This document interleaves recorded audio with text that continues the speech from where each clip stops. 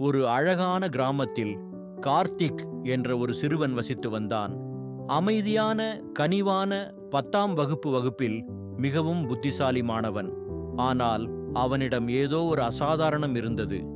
ஒவ்வொரு நாளும் தவறாமல் அவன் தனக்கு அடுத்த இருக்கையை முழுவதுமாக காலியாக விட்டு விடுவான்.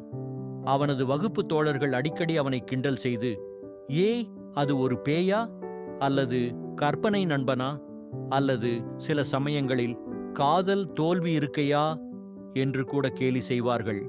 ஆனால் கார்த்திக் ஒருபோதும் பதிலளிக்கவில்லை. அவன் அமைதியாக சிரிப்பான்.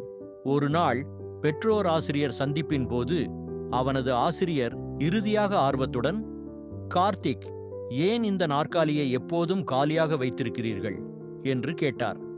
கார்த்திக் ஒரு கணம் கீழே பார்த்து மெதுவாக, மிஸ், இந்த நாற்காலி என் அப்பாவுக்கானது. அவர் ஒருமுறை என்னிடம், நீ ஏதாவது பெரிய சாதனை படைக்கும்போது நான் பெருமையுடன் உன் அருகில் உட்காருவேன் என்று கூறினார். நான் அந்த நாளுக்காக காத்திருக்கிறேன். அறை அமைதியாகிவிட்டது. அவரது தந்தை 2 ஆண்டுகளுக்கு முன்பு ஒரு தொழிற்சாலை விபத்தில் இறந்துவிட்டார் என்பது யாருக்கும் தெரியாது. ஆனால் கார்த்திக் அந்த வாக்குறுதியை ஒருபோதும் விட்டுக் கொடுக்கவில்லை. வாரங்களுக்கு பிறகு வருடாந்திர பரிசு நாளில் அவரது பெயர் ஆண்டின் சிறந்த மாணவர் என்று அறிவிக்கப்பட்டது. கூட்டம் சத்தமாக கைதட்டியது. கார்த்திக் மேடைக்கு நடந்து சென்று அதே நாற்காலி காலியாக இருந்த முன்வரிசையை பார்த்து கண்களில் கண்ணீருடன் சிரித்து, அப்பா, நீங்க வந்தீங்க இல்லையா என்று கிசுகிசுத்தான்.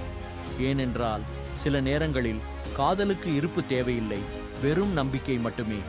கதையின் நீதி என்னவென்றால், ஒருவர் நம்மிடையே இல்லாவிட்டாலும் உண்மையான அன்பு இதயத்தில் நிலைத்திருக்கும்.